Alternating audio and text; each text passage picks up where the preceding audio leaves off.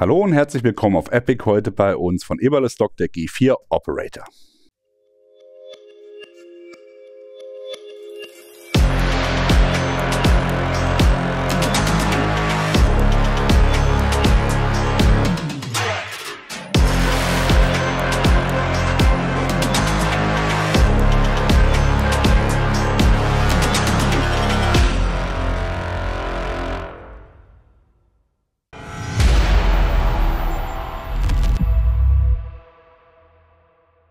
Wir haben euch kürzlich von Eberle-Stock den Half-Track und den Ganzlinger vorgestellt. Heute kommt der Operator. Alle drei Rucksäcke sind schon länger bei Eberle-Stock im Programm und das auch aus gutem Grund. Jeder hat seine Daseinsberechtigung, jeder ist spezialisiert. Wobei der Operator eher in die Klasse des Ganzlinger fällt und nicht in das Half-Tracks, weil er eben auch ein integriertes Waffenfach hat. Gehen wir einmal kurz über die Spezifikationen. Wir haben hier einen Rucksack mit ca. 68 Liter Volumen, einem Leergewicht von ca. 4,6 Kilo, was dem hohen Ausstattungsmerkmalen oder der Ausstattungsvielfalt geschuldet ist und natürlich auch dem Tragesystem. Von daher, da hier auch viel Zuladung erwartet wird, ist hier auch ein ordentliches Tragesystem verbaut und deswegen hat er ein relativ hohes Grundgewicht. Von den Maßen her habt ihr hier ungefähr 70 cm in der Höhe, 30 cm in der Breite, je nachdem, wie weit ihr die Taschen ausbaut, und 25 cm in der Tiefe, auch da wieder, je nachdem, wie weit ihr hier mit den Vordertaschen arbeitet und auch natürlich mit dem Waffenfach. Das Waffenfach selbst übrigens ist auch nochmal hier als separater Platz zu benutzen. Das heißt, auch wenn ihr keine Langwaffe benutzt, als Bushcraft oder im Outdoor-Bereich, könnt ihr hier natürlich Zeltgestänge oder ähnliche lange Gegenstände unterbringen und habt dann natürlich da noch mal ein bisschen Volumen mit dazu. Ja. Okay, vom Material her hat Eberle-Stock hier auf 500D Cordura gesetzt. Das gibt natürlich ein bisschen weniger Gewicht und die Robustheit ist unserer Erfahrung nach ausreichend. Also ein 1000D Cordura macht heute eigentlich keiner mehr. Auch im militärischen Sektor gehen alle zwischen 500 und 700D Cordura, um hier das Material zu verwenden. Hier haben wir für euch eine Nachtsichtaufnahme, wo man sieht, dass der G4 Operator und auch der Ganzlinger in den gedeckten Farben nicht IR-sicher sind, während der Half-Track in Multicam IR-sicher ist. Werfen wir einen Blick auf das Tragegestell. Erstmal das, was man offensichtlich sieht. Natürlich, das kennt man von Eberle-Stock. Dick gepolstertes Mesh überall. Einmal hier natürlich im Schulterbereich. Die Träger sind anatomisch vorgeformt. Über die Vorderseite gehen wir gleich drüber. Dann haben wir hier zwei dicke Polster, die bis runter zum Hüftbereich gehen, wo dann auch die Hüftflossen sind, die man auch komplett entnehmen kann. Das heißt, hier hat man die Möglichkeit, den Rucksack auch ohne zu tragen. Gerade im militärischen Bereich ist es, denke ich, immer ein Thema, um eben mit Battlebelt und Co. arbeiten zu können. Und der Hüftgurt selbst ist tatsächlich relativ schmal, also nicht so dick und fett, wie man das bei anderen Herstellern kennt, sondern wirklich schmal. Also es ist auch, selbst wenn man den Hüftgurt nutzt, kann der sich gut in die Ausrüstung integrieren. Molle natürlich, Palsschlaufen vorhanden, um Molle integrieren zu können. Das System hier zum Feststellen des Hüftgurts ist ein Pull-Backward-Design, kann aber hier mit dieser Umlegeschlaufe auch nach Pull-Forward genutzt werden. Die Schulterträger lassen sich hier in der Höhe verstellen. Dazu habt ihr hier einen Klettbereich, das kennt man von Eberle-Stock, und hier verschiedene Slots, kann ich das Ganze hoch und runter setzen, relativ kurz tragen, relativ lang tragen. Und die Träger selbst verfügen über Lastenkontrollriemen. Die sind hier einmal gerade gesichert, damit die nachher auch, wenn man die braucht, nicht irgendwie erst suchen muss, kann man die einmal hier durch die D-Ringe führen. Das sind die Lastenkontrollriemen hier oben. Dann habt ihr hier D-Ringe, wie eben schon erwähnt, 2 Stück. Dann zweimal aus Laminat eine Schlaufe für einen Trinkschlauch zum Beispiel mit dem Eberle-Stock-Logo und natürlich ein höhenverstellbarer Brustgurt.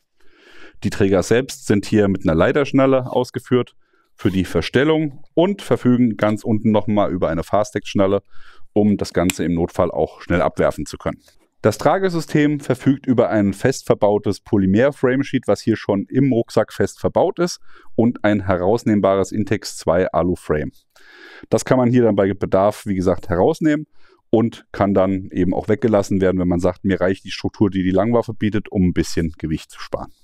Schauen wir uns die Außentaschen an. Auf der Front habt ihr zwei aufgesetzte Taschen mit etwas Stauvolumen für kleinere Gegenstände.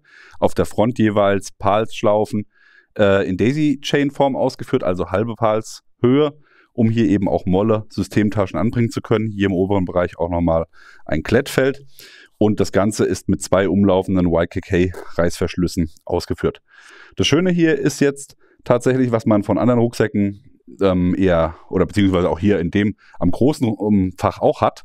Normalerweise ist es so, die Schiffchen laufen immer zusammen. Hier seht ihr, die Schiffchen sind an den äußeren Enden. Bedeutet, wenn ich hier das ganze System aufmache, habe ich immer irgendwie eine Seite, die ich aufmachen kann. Also man hat hier durch die zwei Schiffchen die Möglichkeit, auch wirklich nur einen Teil zu öffnen, um hier ranzukommen, und kann das eben mit einem Zipper realisieren oder eben beide oben zusammenführen, um hier einen Durchgriff zu gewährleisten. Ja, dann haben wir die beiden Außentaschen. Die sind ähnlich wie beim Halftrack ausgeführt.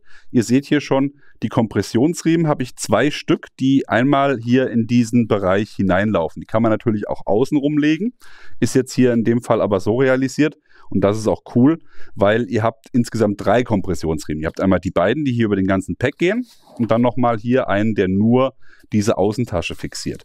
Das hat den riesen Charme, dass wenn ihr den Bereich hinter dieser Außentasche nutzt, wie wir es jetzt gemacht haben mit einem Stativ und mit einem Specktief, dass dann diese Gegenstände quasi an den Rucksack komprimiert werden und nicht nochmal die Außentasche als Kompression mit oben drauf geht. Das heißt, den Außenbereich kann ich hier immer nochmal separat komprimieren. Ja, gucken wir uns einmal diese Tasche an. Ganz außen findet man erstmal hier wieder Daisy Chain und unten ein Fach, wo ihr Trinkflaschen unterbringen könnt. Das ist auch so groß gestaltet, dass nicht nur hier die Kantine reinpasst, sondern auch Nalgene, und wie ihr sehen könnt, sogar zwei nebeneinander. Bedeutet auch im Umkehrschluss, dass ihr mit diesem Rucksack auch in der Lage seid, hier problemlos einen Waffenschuh unterzubringen, wenn ihr seitlich eine Waffe transportieren wollen würdet. Das Ganze lässt sich hier mit einem Zugband zuziehen bei Bedarf. Fertig. Die aufgesetzten Taschen hier sind länglich natürlich auch gut geeignet für ein Spektiv oder ähnliche Gegenstände kann man hier unterbringen. Natürlich ist hier auch die Möglichkeit gegeben, eine Trinkblase einzuhängen. Dafür ist hier ein Mini-Fastex-Verschluss vorhanden. Haben wir hier auf der Seite auch gemacht, dass ihr das einmal sehen könnt. Hier hängt dann eine 3 Liter Trinkblase drin, kann dann hier so genutzt werden, also insgesamt 6 Liter Wasser verfügbar. Und ihr könnt hier den Ausgang der Kompressionsriemen nutzen, um den Schlauch nach außen zu führen. Jetzt müssen wir ihn einmal ablegen, um euch hier die anderen Taschen zu zeigen. Dafür muss ich jetzt natürlich, weil ich die Kompressionsriemen im Weg habe, die beide öffnen, habe ich hier einen Reißverschluss, der sieht so aus, als könnte man damit das Hauptfach öffnen. Das ist aber nicht der Fall. Das ist, um die Außentasche abzuklappen. Das ist hier oben auch nochmal gesichert. Hier hat man einen kleinen Haken in der Schlaufe, dass der Reißverschluss sich nicht versehentlich öffnen kann. Und damit kann ich hier das Ganze aufziehen und habe dann hier unten drunter den Bereich unter den Außentaschen. Hier findet man auch nochmal in der horizontalen Daisy Chain in 2 Reihen bis ganz unten hin. Und wie ihr sehen könnt, passt hier auch ein komplettes Stativ problemlos rein. Der Kopf guckt halt oben raus. Aber das wäre hier der Bereich an den Seiten, wo man ihn, wie man ihn nutzen kann. Das Topfach habe ich ja vorhin schon erwähnt, dass es hier schön hinten ranpasst, ist mit 3 Bereichen unterteilt. Den einen habt ihr hier auf der Rückseite, wasserdichtes Profil, Reißverschluss. Und hier ist ein ganz flaches Fach für Schlüssel zum Beispiel. Da ist auch nochmal ein Karabiner untergebracht, um eben hier die Gegenstände zu sichern. Nicht gepolstert. Und neu hier im Vergleich zu den anderen Rucksäcken ist hier an der Seite ein Zugriff. Und das finde ich ein sehr, sehr cooles Fach, weil ihr habt hier von dem Fach, was ich euch gleich zeige, einmal die Oberseite, die ist aus einem ganz weichen Velurflausch. Und wenn ihr jetzt hier geschickt gepackt habt und oben auch was Weiches drin habt, habt ihr euch hier eine Tunneltasche gebaut, die über die ganze Fläche hier bis hinüber geht, in die ihr Gegenstände packen könnt, die empfindlich sind. Nachtsichttechnik, Thermaltechnik, was immer ihr reinpacken wollt. Würde da wunderbar reinpassen und gut geschützt sein. Der eigentliche Deckel ist hier mit klassischen PALS-Schlaufen versehen, in der Mitte zusätzlich mit Klett. Auch hier wieder 2 Reißverschlüsse umlaufend. Und hier seht ihr jetzt auch, was ich vorhin erklärt habe, mit dem Velurklett. Das ist hier in diesem Fach komplett Oberseite und Unterseite. Und da habt ihr hier auch nochmal ein wenig Stauraum. Bevor es ins Hauptfach geht, nochmal hier ein Blick auf die Seite. Interessanterweise, das kennt ihr auch schon vom Ganzlinger. Das heißt, das Waffenfach lässt sich hier einmal mit diesen Schlaufen und den Kompressionsriemen heranziehen, wenn es nicht genutzt wird. Das heißt, wenn ich diesen Kompressionsriemen hier ranziehe, wird der Rucksack ganz nah an das Tragesystem herangezogen und dadurch ist dann das leere Waffenfach eben nicht so, dass es herumschlackern kann. Ja. Dann können wir jetzt ins Hauptfach gehen. Das ist sowohl Top als auch Front erreichbar. Im Top-Bereich habt ihr hier eine große Schneeschürze hier oben. Die lasse ich jetzt auch erstmal zu und gehe direkt über den Frontbereich rein. Und der ist unterteilt in 2 Bereiche. Einmal unten, einmal oben. Gehen wir erstmal unten rein. Unterer Bereich, hier habe ich jetzt mal einen Poncho-Liner untergebracht. Also nicht das klassische Schlafsackfach, was größeres wird hier schon schwierig, wobei man hier auch eine Schneeschürze hat, die in das Hauptfach geht. Das heißt, ihr könntet natürlich, wenn ihr hier ein größeres Schlafsystem unterbringen wollt, dieses Fach hier unten öffnen. Ich lege es mal hin, dann sieht man das vielleicht ein bisschen besser. So, könnt ihr dieses Fach öffnen und natürlich ins Hauptfach durchladen. Ansonsten habt ihr hier noch auf der Flappenseite innen 2-mal Daisy Chain. Und zur Organisation im hinteren Bereich nochmal 2 Einschubtaschen, die elastisch sind, wo zum Beispiel eine 500 Milliliter Nalgene-Flasche reinpasst. Gehen wir in den oberen Bereich. Hier habe ich jetzt mal einen großen Winterschlafsack reingepackt, einfach zum Füllen des Rucksacks, aber dass ihr auch mal seht, was so reinpassen würde. Auch hier wieder Flappenseite, Daisy Chain, 2 Reihen, eine Reihe, 2 Reihen. Könnt ihr auch nochmal Molletaschen anbringen. Hier im Seitenbereich habt ihr jeweils auf jeder Seite elastische Einschübe, 3 Stück, relativ schmal. Also dünne, schmale Gegenstände passen hier rein. Andere Seite genauso. Was hier weggefallen ist im Vergleich zum Ganzlinger und zum Halftrack auch, ist hier diese oberen Taschen für diese kleinen oder für die kleineren Trinksysteme. Das ist hier ausschließlich über die Außentaschen realisierbar.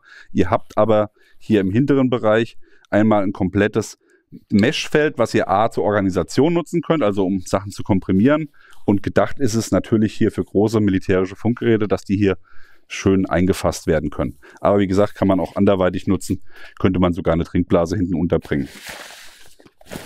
Für den Fall, dass ihr es mit Funkgerät benutzt, habt ihr hier natürlich einen Klettbereich mit 3 Öffnungen, wo ihr dann auch entsprechend Kabellage und Antennen herausführen könnt. Das war das Hauptfach. Wir bauen das Ganze jetzt einmal so um, dass wir uns dem Waffenfach widmen können. Hier seht ihr jetzt einmal den Seitenbereich. Ich habe jetzt mal auf der einen Seite die Schlaufe hier, die Kompressionsriemen noch in der Schlaufe gelassen. Hier habe ich ihn ausgehängt. Das bleibt euch jetzt frei, ob ihr das nutzt oder eben nicht. Hier ist nochmal der obere Bereich, der das Ganze festzieht. Den kann ich auch ein bisschen lockern. Und jetzt hätte ich hier dann einen freien Zugriff auf das Waffenfach, wo man hier auch schön die Tragegurte sehen kann.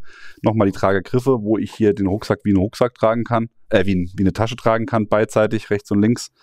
Und ja, je nachdem, wie fest ihr die Waffe in der Tasche haben wollt, nutzt ihr diese Schlaufe oder eben nicht. Wir werden sie jetzt mal mit nutzen. Das heißt, wir lassen sie hier mit der Schlaufe drin.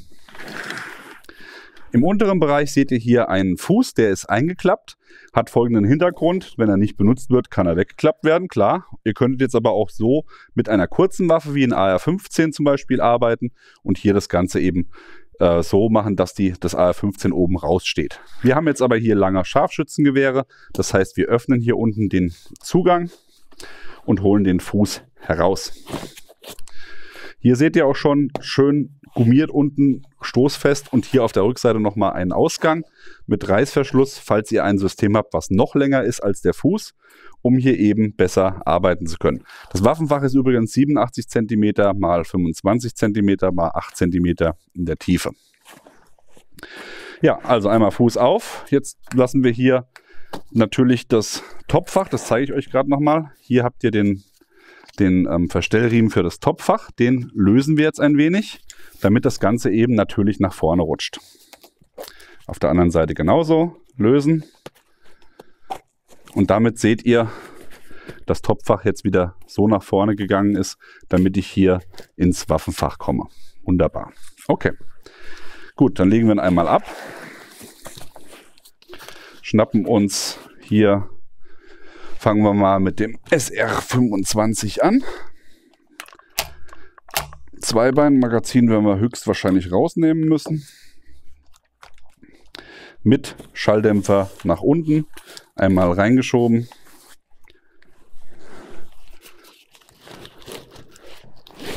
Und natürlich auch hier mit dem Lasermodul, da muss man jetzt ein bisschen aufpassen beim Reinschieben, dass man das alles hier sauber unterbringt. Aber ihr seht, man kann das alles dran lassen und hat dann hier das Waffensystem bis zum Fuß.